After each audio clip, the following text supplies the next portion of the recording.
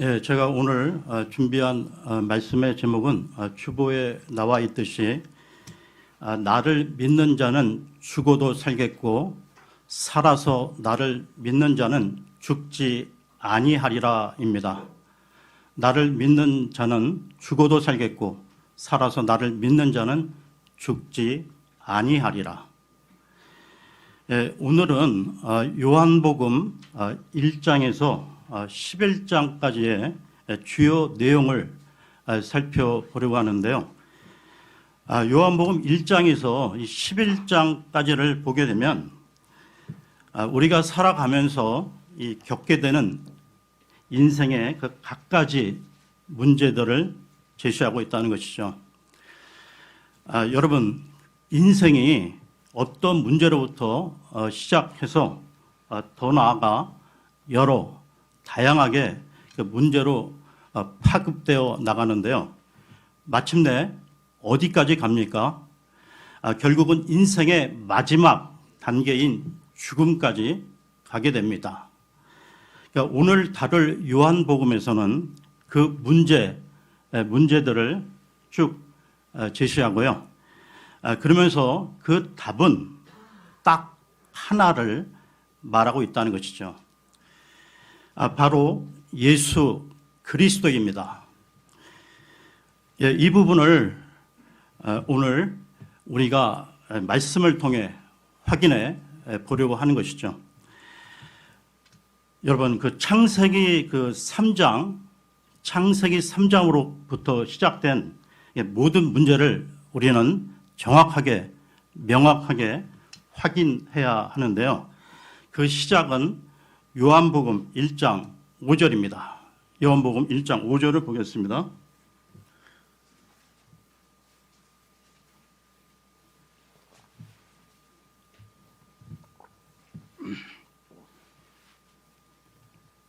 그 빛이 어둠 속에 비치되 어둠이 그것을 깨닫지 못하더라.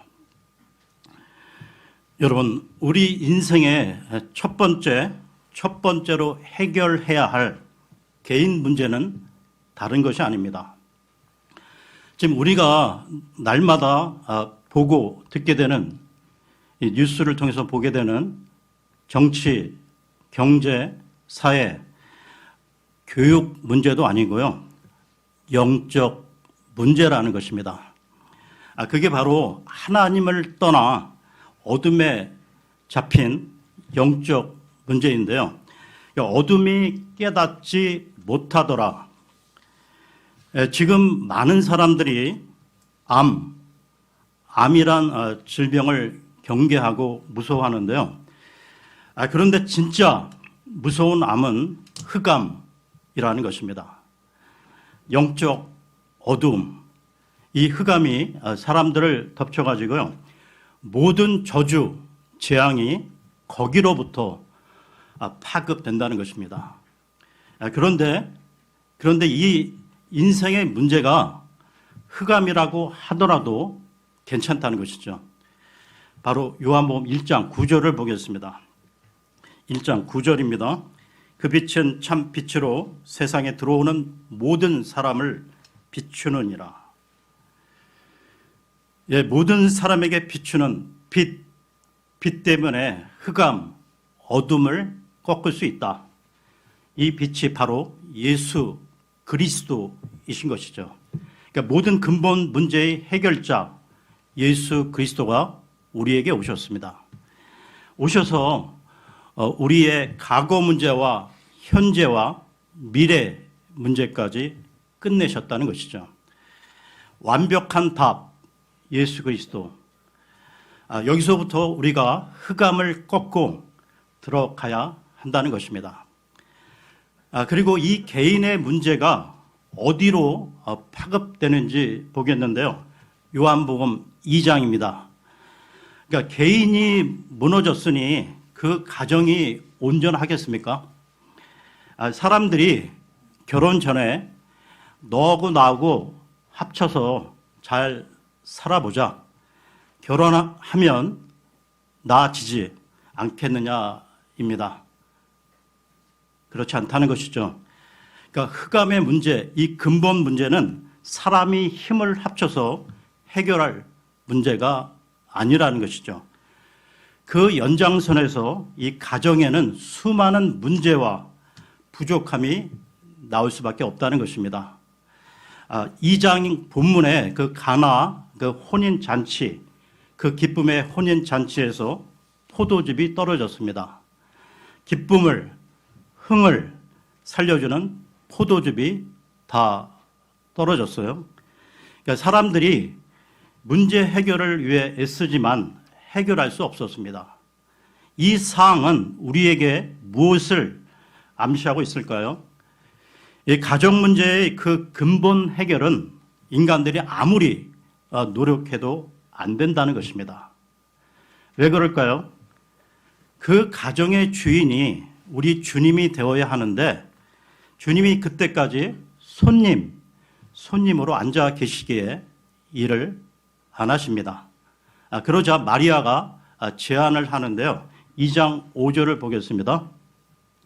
5절입니다. 그분의 어머니가 종들에게 이르되 그분께서 너희에게 무엇을 말씀하시든지 그대로 하라 하니라. 그러면서 이 주님을 주인으로 인정하고 그분의 말씀에 순종할 때 물이 변하여 최상급 포도즙이 되었던 것이죠. 그러자 이 파장 분위기였던 이 잔치가 다시 회복이 되었던 것입니다. 그러니까 문제가 전화위복이 된 것이죠.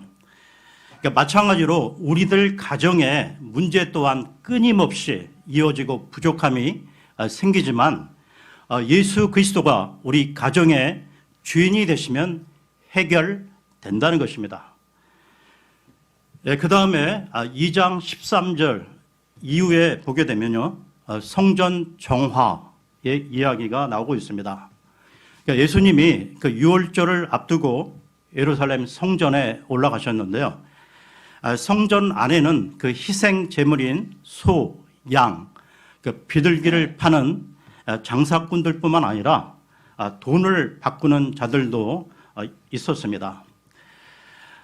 그 당시 그 모든 유대인들은 해마다 그 한 차례 반 세겔의 그 성전 세금을 내야 했는데요. 그런데 이 세금을 모두 그 성전에서 거래되는 화폐로 지불해야만 했던 것이죠. 그래서 환전을 해야 했던 것입니다.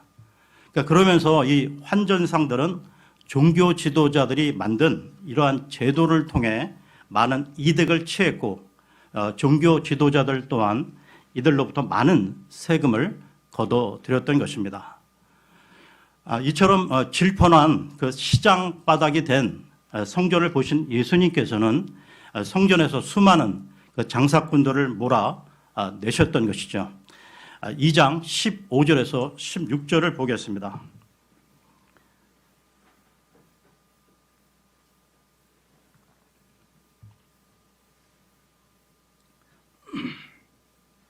가는 노끈으로 채찍을 만드사 양과 소와 함께 그들을 다 성전에서 내쫓으시고 돈 바꾸는 자들의 돈을 쏟으시며 상을 엎으시고 비둘기 파는 자들에게 이르시되 이것들을 여기서 가져가고 내 아버지 집을 장사하는 집으로 만들지 말라 하시니.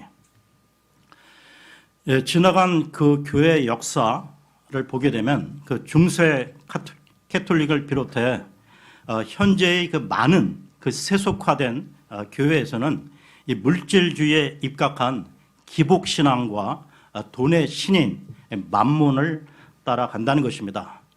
그러니까 성전의 주인은 하나님이신데, 즉 신약 시대 교회의 주인은 주님이신데 현대 교회에 얼마나 많은 문제가 있고 목회자들이 그 당회장 직함을 갖고 지역 교회의 그 주인을 넘어 왕 노릇을 하고 있다는 것이죠. 교회의 모든 문제 또한 예수 그리스도가 주인이심을 인정하고 순종할 때 모든 문제들이 해결될 것입니다. 그 다음 요한복음 3장으로 넘어가서요. 이 3장에 보게 되면 종교 문제가 나오고 있습니다. 그러니까 니고데모라는 종교 지도자가 나오고 있는데요. 이 바리새인인데요. 그런데 이 사람은 구원받지 않은, 거듭나지 않은 종교인이었다는 것입니다. 그러니까 예수님과 대화 중 니고데모가 알아듣지 못하니까 주님께서는 핵심을 바로 찌르셨는데요. 3장 5절에 네가 하나님의 왕국에 들어가려면 물에서 나고 성령에게서 나야 한다고 말입니다. 여러분, 종교인은 영원한 생명을 갖고 있지 못하죠. 당연히 하나님의 왕국에 들어갈 수 없습니다. 그러니까 아주 분명한 답을 예수 그리스도께서 종교인들에게 말씀하고 있다는 것이죠. 그리고 우리는 요한복음 4장에서 아주 불쌍한 한 여인을 만나게 됩니다. 사마리아 여인인데요. 전에 그 남편이 5이나 있었고 지금 같이 사는 남자도 남편이 아니었습니다. 왜 이 여인이 이런 지경에 놓였을까요? 거기에는 역사적인 배경을 좀 살펴보아야 하는데요. 그러니까 원래 거기 그 사마리아 땅은 북이스라엘의 수도였습니다. 남유다와 북이스라엘 가운데 북이스라엘은 그 여로보암의 그 쿠데타로 세워진 나라였고 그 나라는 시작부터 처음부터 하나님을 믿지 않는 나라로 우상, 금송아지를 숭배했던 나라였던 것이죠. 그러니까 그 뿌리가 쭉 내려오면서 그 지역은 흑암이 덮쳤던 것입니다. 그래서 그들은 우상을 숭배했기에 갖가지 제약과 타락의 문화 속에 잠기게 되었던 것이죠. 여러분, 그 우상을 섬기게 되면 극심한 타락의 길로 접어들게 되어 있다는 것입니다. 여러분, 그 무당들의 그 배경을 보게 되면요, 그 집안들이 온전한 집안들이 없다는 것입니다. 그 악한 세력에 사로잡혀 있기에 삶이 무너지고 방탕한 삶으로 이어지게 된다는 것이죠. 그런 삶 가운데 살고 있었던 그 사마리아 여인이 예수님과 대화 가운데 답을 찾게 되었던 것입니다. 요한복음 4장 29절을 보겠습니다. 29절입니다. 4장 29절입니다. 와서 지금까지 내가 행한 모든 일을 내게 말한 사람을 보라. 이분은 그리스도가 아니냐 하니. 이 여인은 그 물길로 왔던 그 물 항아리를 버려두고 자기가 살던 도시로 들어가 외쳤던 것입니다. 그리스도를 만난 여인은 곧바로 그리스도를 증거하는 전도자가 된 것이죠. 그러니까 우상 문제의 해결도 역시 그리스도라는 것입니다. 그러면 다음 장인 요한복음 5장으로 넘어가서요. 5장 2절에서 3절을 보겠습니다. 5장 2절에서 3절입니다. 이제 예루살렘의 양시장 곁에 히브리 말로 베데스다라 하는 연못이 있는데 거기에 주랑 5개가 있고 이것들 안에 허약한 자, 눈먼 자, 다리 저는 자, 몸이 오그라든 자들의 큰 무리가 누워 물이 움직이는 것을 기다리더라. 그렇다면 지금 우리가 살아가는 이 21세기 이 현 시대는 어떻습니까? 현대 문명 속에 과학기술과 의료장비, 의술은 눈부신 발전을 해왔다고 자부하는데요. 그런데 왜 이렇게 아픈 사람들이 주변에 많습니까? 그러니까 우리가 어쩌다 병원에 가보면 온갖 병으로 고통받는 환자들이 넘치는 것을 보게 됩니다. 그러니까 내 주위에 일가 친척, 친구들 중에도 아픈 분들이 참 많은데요. 그렇다면 이 질병들을 어떻게 해야 합니까? 좋은 병원, 시설이 좋은 병원, 의술이 뛰어난 그 의사를 찾으면 해결됩니까? 그 전에 우리의 생사화복을 주관하시는 분이 하나님, 병을 주시는 분도 하나님, 병을 치유하시는 분도 하나님이시기에 인간은 하나님 앞에 먼저 나와야 한다는 것이죠. 5장 8절을 보겠습니다. 5장 8절입니다. 예수님께서 그에게 이르시되 일어나 네 자리를 들고 걸어가라 하시니, 이 말씀은 38년 된 병약 환자에게 주님은 전혀 주저하지 않으시고 나는 너를 치료하는 전능자라고 말씀하신 것입니다. 지금 여기 그 회중들 가운데에도 아프신 분들이 여럿 계시는데요. 정말 집중해서 일사각오로 생명 걸고 주님께 메어 달리면 하나님의 능력, 치유의 역사가 일어나게 될 것입니다. 우리는 그 히스기야 왕이 그 열왕기 하 20장에서 하나님께 전적으로 메어 달릴 때, 메어 달리며 그 기도할 때 그 죽을 병에서 회복되어 15년의 생명을 연장받은 것을 알고 있습니다. 그러니까 하나님을 떠나 이 생긴 질병의 문제 또한 그리스도가 해답인 것이죠. 다음 6장으로 넘어갑니다. 6장에는 그 유명한 오병이어의 이야기가 나오는데요. 즉 하나님을 떠나면 빵이 없다. 아니 5,000명 그 이상이 모였는데요. 그러니까 점심으로 싸운 사람은 단 한 사람, 그것도 어린아이가 가져온 빵 5개, 작은 물고기 2마리가 전부였습니다. 그러니까 큰 생선이 아니고요. 멸치 같은 작은 크기의 물고기였습니다.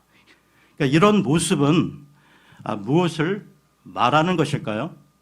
하나님을 떠나면 먹을 게 없다. 국물도 없다.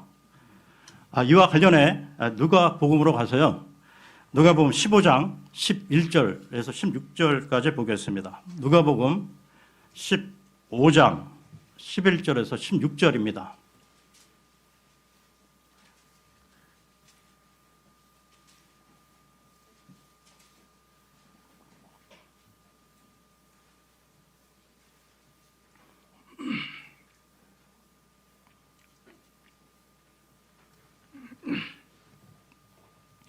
또 그분께서 이르시되 어떤 사람에게 2 아들이 있었는데 그 중에 작은 아들이 자기 아버지에게 이르기를 아버지여 재산 중에서 내게 돌아올 몫을 주소서 하니 아버지가 자기 살림을 그들에게 나누어 주매 그들이 며칠이 안 되어 작은 아들이 전부 모아 가지고 먼 나라로 가서 거기서 코랑방탕하게 살며 자기 재산을 허비하더니 그가 다 탕진한 뒤에 그 땅에 큰 기근이 들어 그가 비로소 궁핍하게 되니라.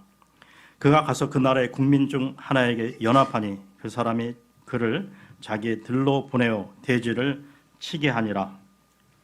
그가 돼지들이 먹는 곡식 껍질로 자기 배를 채우려 하되 아무도 그에게 주지 아니하므로.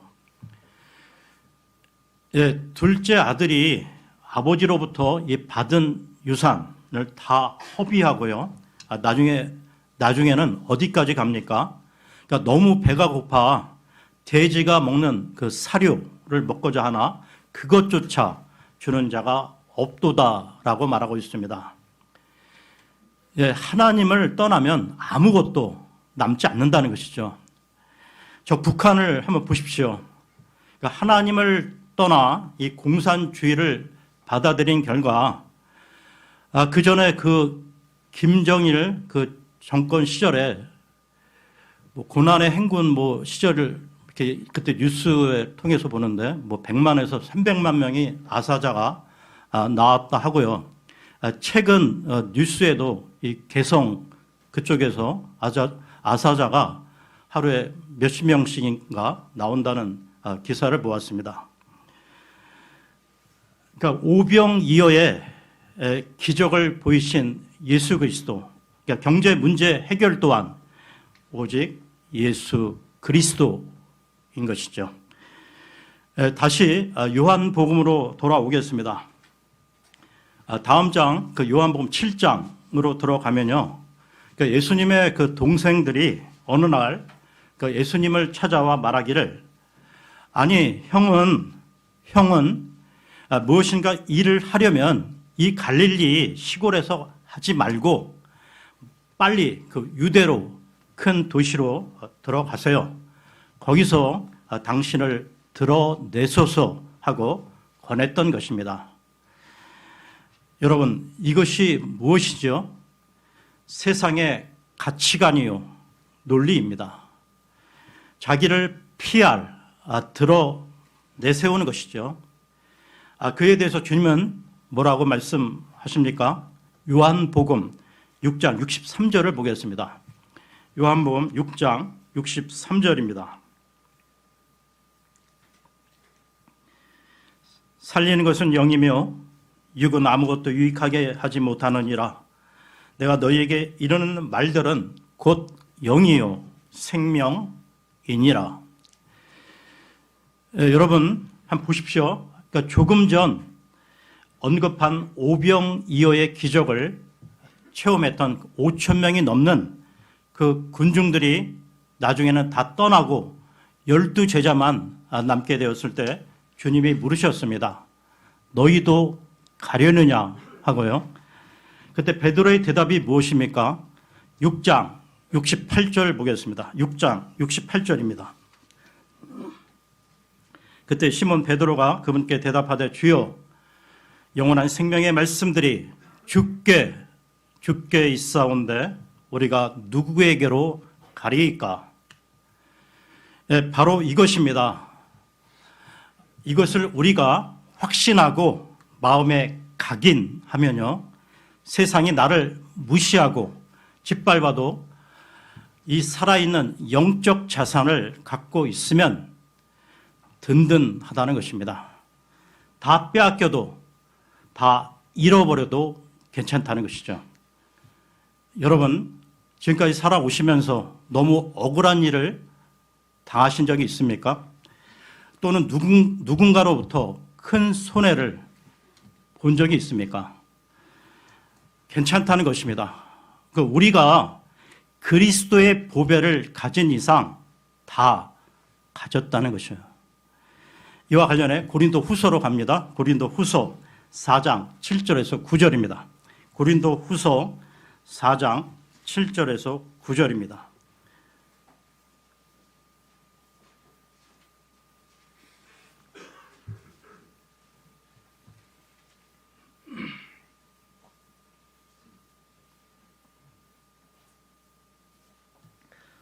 그러나 우리가 이 보배를 질그릇 안에 가지고 있나니 이것은 뛰어난 권능이 하나님에게서 나며 우리에게서 나지 아니하게 하려 함이라. 우리가 사방에서 고난을 당하나 괴로워하지 아니하며 난처한 일을 당하나 절망하지 아니하고 핍박을 받으나 버림받지 아니하며 거꾸러뜨림을 당하나 망하지 아니하고. 우리는 바로 이런 존재들이라는 것입니다. 그러면 다시 요한복음으로 돌아와서요, 8장으로 넘어가겠습니다.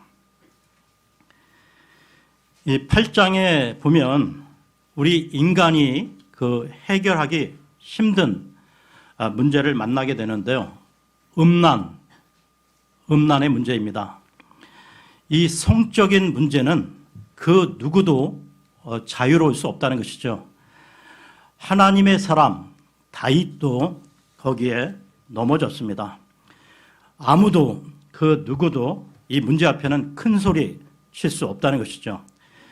그러니까 여기 8장에는 간음하다가 그 현장에서 붙잡힌 여인을 데리고 모세의 율법으로 죽여야 되지 않겠냐 하고 예수님에게 묻고 있는데요. 이때 예수님은 너무 정확한 답을 주셨다는 것입니다. 너희 중 죄 없는 자가 그녀에게 돌을 던지라고요. 그러자 모두들 양심의 가책을 느껴 다 가버리고 예수님과 그녀만 남자. 예수님은 8장 11절에 나도 너를 정죄하지 아니하노니 가서 다시는 죄를 범하지 말라 하셨습니다.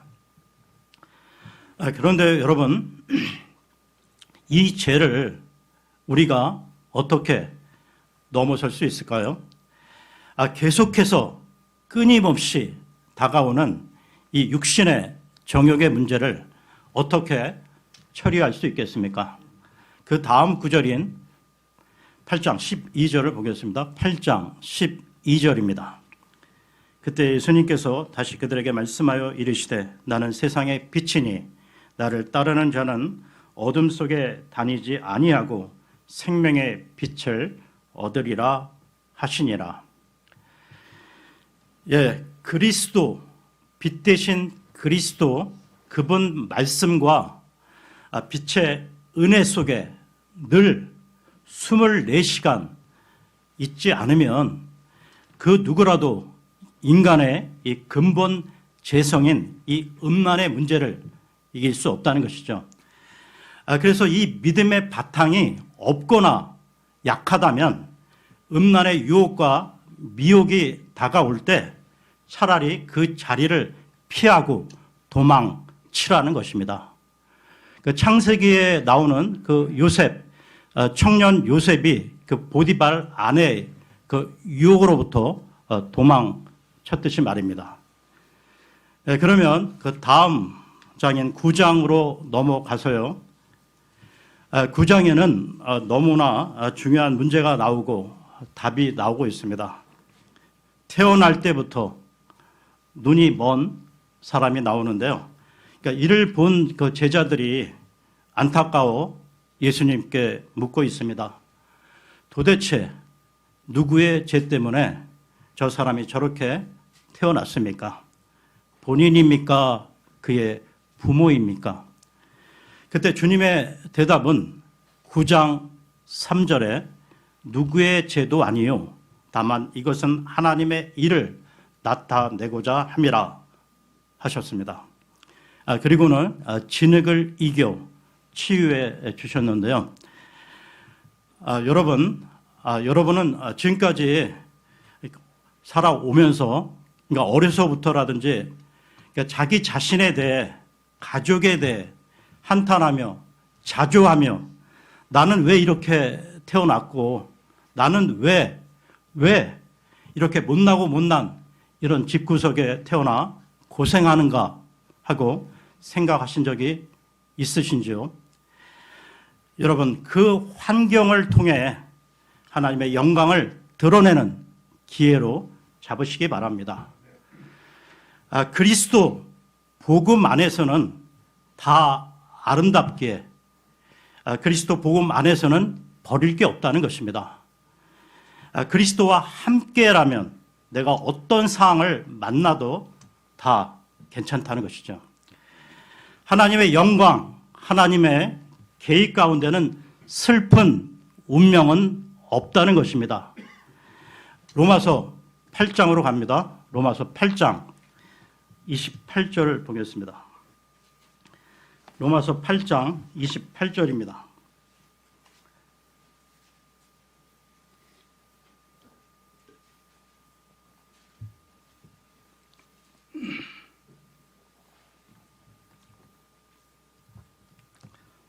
우리가 알거니와 하나님을 사랑하는 자들 곧 그분의 목적에 따라 부르심을 받은 자들에게는 모든 것이 합력하여 선을 이루느니라.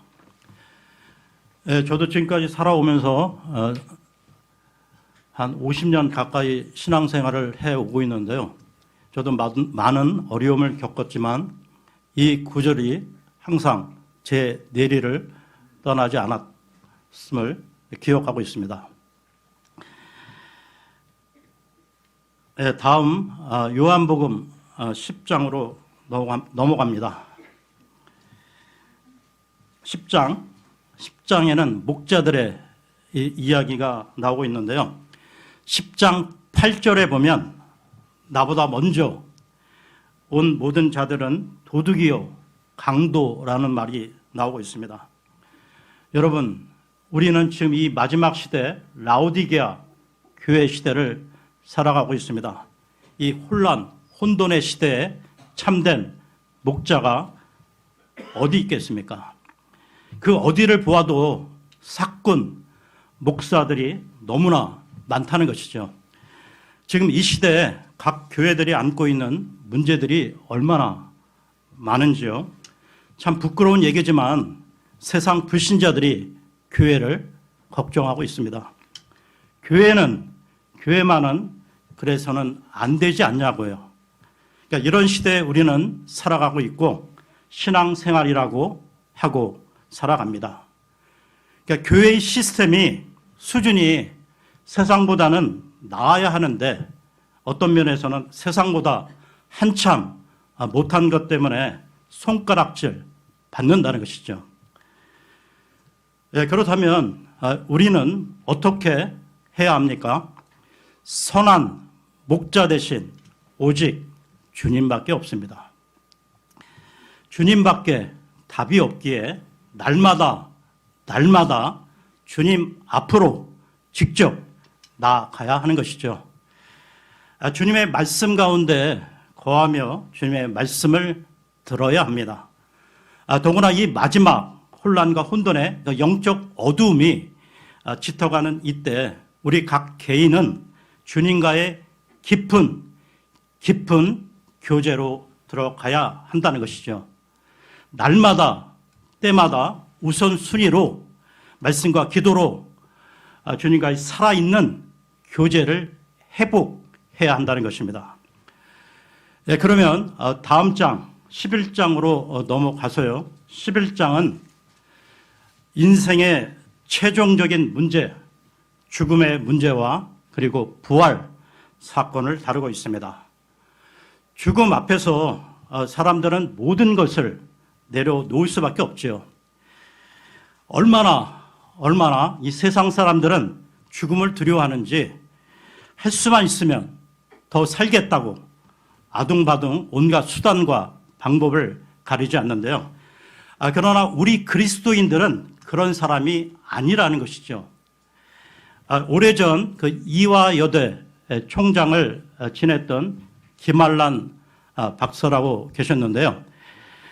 이분이 남긴 그 유명한 말이 있습니다. 내가 이제 죽음을 맞이하는데 내가 죽고들랑 슬픈 노래 부르지 마라. 아주 힘찬 찬송가를 불러주라.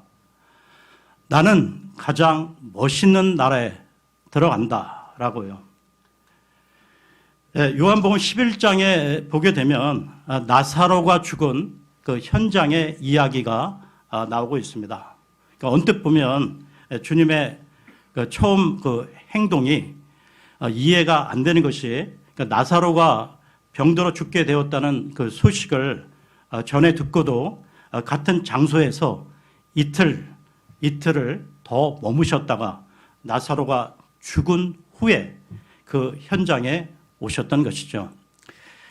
그때 마리아가 이 사람들과 더불어 울면서 왜 이제야 오셨느냐고 말하는 내용이 나오고 바로 그 다음에 예수님도 우셨다고 나오고 있습니다. 그때 사람들이 생각하기를 예수님이 저 나사로를 너무나 사랑하셨구나 생각했는데요. 그런데 여러분, 사람들의 슬픔과 예수님의 슬픔은 같은 감정의 것이 아니었다는 것입니다. 그러니까 죽음 앞에 벌벌 떠는 자들을 향하여 주님은 말씀하셨는데요. 11장 25절, 26절을 보겠습니다. 11장 25, 26절입니다. 예수님께서 그녀에게 이르시되 나는 부활이요 생명이니 나를 믿는 자는 죽어도 살겠고 누구든지 살아서 나를 믿는 자는 결코 죽지 아니하리라. 이것을 네가 믿느냐 하시니, 여러분, 주님을 믿고 죽은 성도들이 지금 무덤 속에 잠들어 있는데요. 앞으로 이들은 주님이 재림하실 때 다시 새 몸을 입고 살아 일어나는, 즉 부활하게 될 것입니다. 그리고 26절에 살아서 나를 믿는 자는 결코 죽지 아니하리라는 말씀은 예수 그리스도를 믿는 성도들이 살아 있을 때 주님의 재림을 맞이하게 되면 그 성도들은 아예 죽음을 겪지 않는다는 것입니다. 그리고요, 이 하나님의 말씀인 성경은 성도의 죽음에 대해 잠을 잔다고 표현하고 있는데요. 데살로니가 전서로 갑니다. 데살로니가 전서 4장 13절에서 15절을 보겠습니다. 데살로니가 전서 4장 13절에서 15절입니다.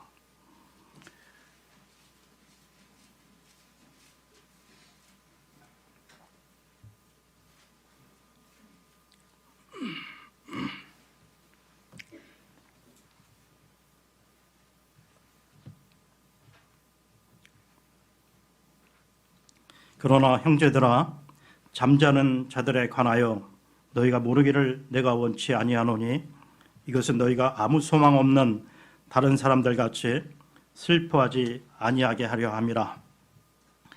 우리가 예수님께서 죽으셨다가 다시 일어나셨음을 믿을진대 그와 같이 예수님 안에서 잠자는 자들도 하나님께서 그분과 함께 데려오시리라. 우리가 주의 말씀으로 너희에게 이것을 말하노니 곧 주께서 오실 때까지 살아서 남아있는 우리가 결코 잠자는 자들보다 앞서지 못하리라. 13절에 형제들아, 잠자는 자들에 관하여, 그리고 14절 중간에 그와 같이 예수님 안에서 잠자는 자들도, 그리고 15절 끝에 가서도 우리가 결코 잠자는 자들보다 라고 3번이나 나오고 있습니다. 여러분, 잠을 잔다고 하는 그 말 속에는 다시 일어난다는 것을 전제로 하는 것이죠. 즉 부활한다는 것입니다. 계속해서 4장 16절에서 18절을 보겠습니다. 4장 16절에서 18절입니다. 주께서 호령과 천사장의 음성과 하나님의 나팔 소리와 함께 친히 하늘로부터 내려오시리니 그리스도 안에서 죽은 자들이 먼저 일어나고 그 뒤에 살아서 남아있는 우리가 그들과 함께 구름들 속으로 채어 올라가 공중에서 주를 만나리라. 그리하여 우리가 항상 주와 함께 있으리라. 그러므로 이 말씀들로 서로 위로하라. 그러므로 여러분, 이 하나님의 말씀을 믿는 우리는 세상 불신자들처럼 죽음에 매달려 망할 사람들이 아니라는 것입니다. 그러니까 우리는 영원한 생명을 소유한 하나님의 사람들인 것이죠. 그러면 오늘 말씀을 마무리하겠습니다. 우리는 2023년을 맞이하여 살아가고 있습니다. 그러니까 올해 앞으로 우리에게 어떠한 일이 일어날까요? 어쩌면 우리에게 이해할 수 없는 힘든 일이 일어날 수도 있습니다. 그러니까 심지어 죽음을 맞이할 수도 있습니다. 이 코로나 와중에 지금 코로나가 3년이 넘어가고 있는데요. 제가 그 코로나 직전에 거리 설교를 같이 했던 그 형제님, 이상훈 형제님도 그렇고 최수기 자매님도 그렇고 김학범 형제도 이 코로나 와중에 하늘나라로 들어갔습니다. 그리고 제 가족 얘기인데요. 제 조카가 코로나 전에 그 미국에서 대학을 유학 생활을 하고 있다가 큰 병을 얻어서 1년 넘게 투병을 하다가 또 국내에 들어와서 재작년 또 치료를 받다가 코로나에 또 감염돼서 그 병원에 7개월 정도 격리되어 있다가 하늘나라로 들어갔습니다. 물론 그 전에 걔하고 그 수십 년 동안 같이 말씀을 나누고 복음이 확실하고 구원이 확실한데요. 그러나 우리는 알 수 없습니다. 우리가 언제 우리가 주님 품으로 돌아갈지 우리는 알 수 없다는 것이죠. 그런데 죽음 이후에 이 펼쳐질 정말 이 가장 멋있는, 가장 말 그대로 유토피아 이 상황의 그 나라, 하늘나라 이에 대해 바울이 고백했는데요. 고린도 후서로 갑니다. 고린도 후서 12장 1절에서 4절입니다. 고린도 후서 12장 1절에서 4절입니다.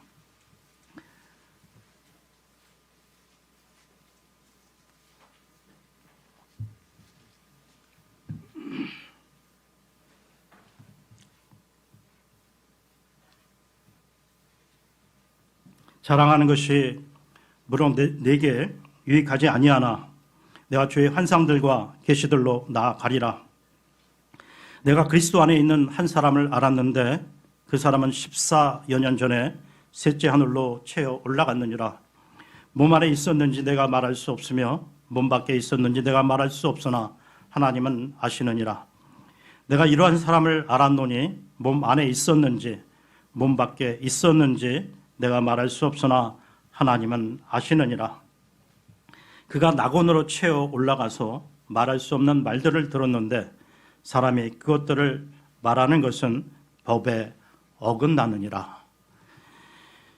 이처럼 이 바울은 셋째 하늘에 미리 다녀왔기에 빨리 가고 싶다.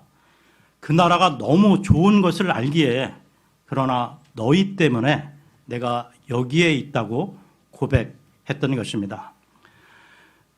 자, 여러분, 어떤 일을 만나도 절대 두려워하지 마십시오. 그러니까 언제라도 주님이 오라 하시면 가면 됩니다. 그보다 더 좋은 나라가 없으니까요. 그런데 우리가 주님 앞에 설 때 할 말이 좀 있어야 되지 않겠습니까? 주님을 위해 아무것도 하지 않고 세상 불신자들처럼 자신의 유익, 자신의 욕심만을 채우다 주님 앞에 선다면 미안하고 부끄럽지 않겠습니까? 그래서 우리는 앞으로 무엇을 해야 할까요? 그러니까 주님이 매우 기뻐하시는 생명 살리는 일, 그리고 요한복음 마지막 장인 21장에서 예수님이 베드로에게 당부하신 내 어린 양들을 먹이라 하신 것처럼 우리의 후대 주일학교와 청년 세대들을 양육하고 세우는 일을 하다가 주님 앞으로 가자는 것입니다. 그 길을 가는 데 있어 우리가 어떤 일을 만나도 괜찮다는 것이죠.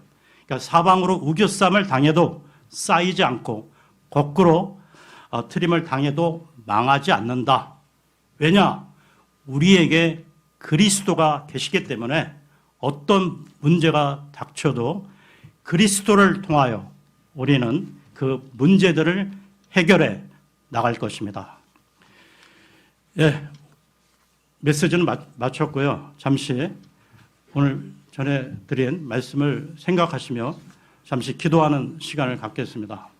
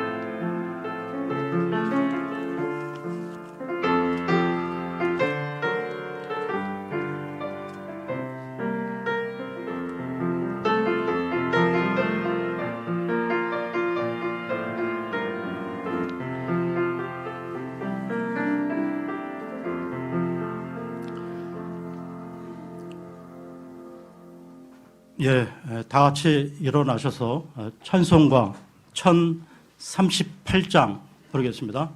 1038장입니다.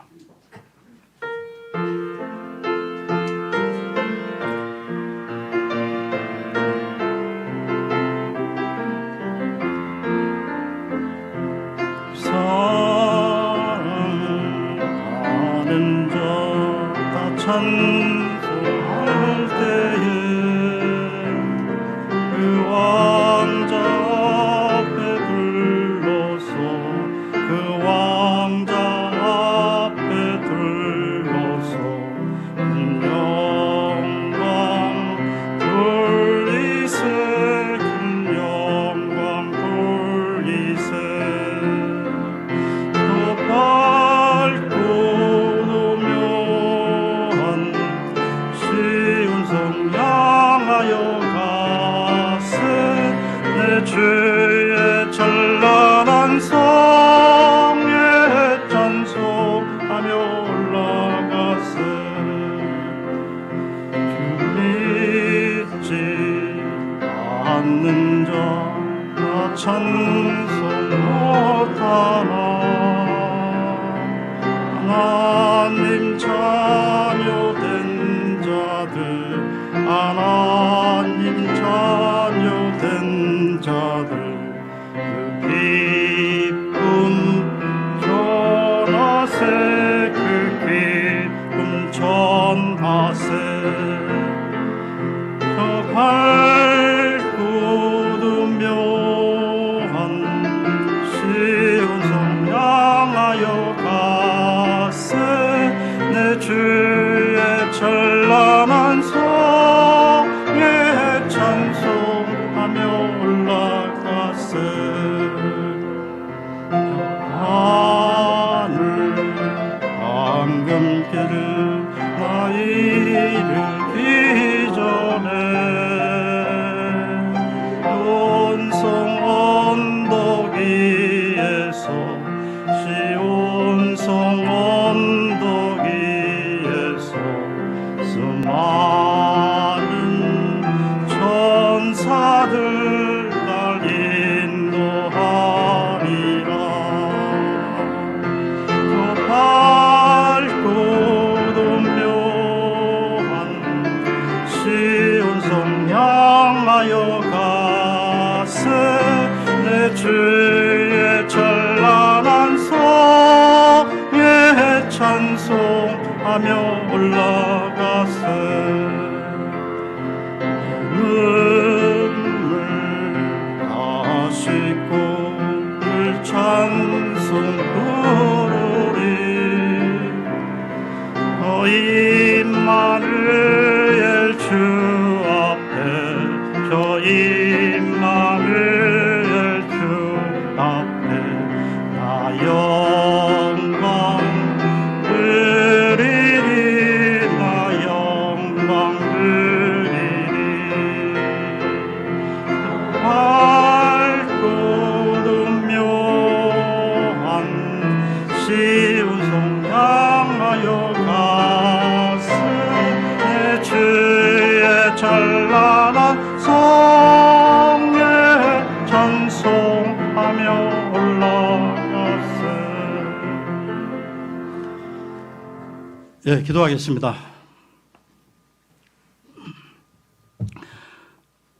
아버지 하나님, 혼란과 혼돈의 이 시대에 눈만 뜨면 문제가 계속 저희들을 향하여 덤벼들고 있습니다. 그러나 우리에게 있는 이 놀라운 그리스도의 답이 모든 문제의 해결임을 믿습니다.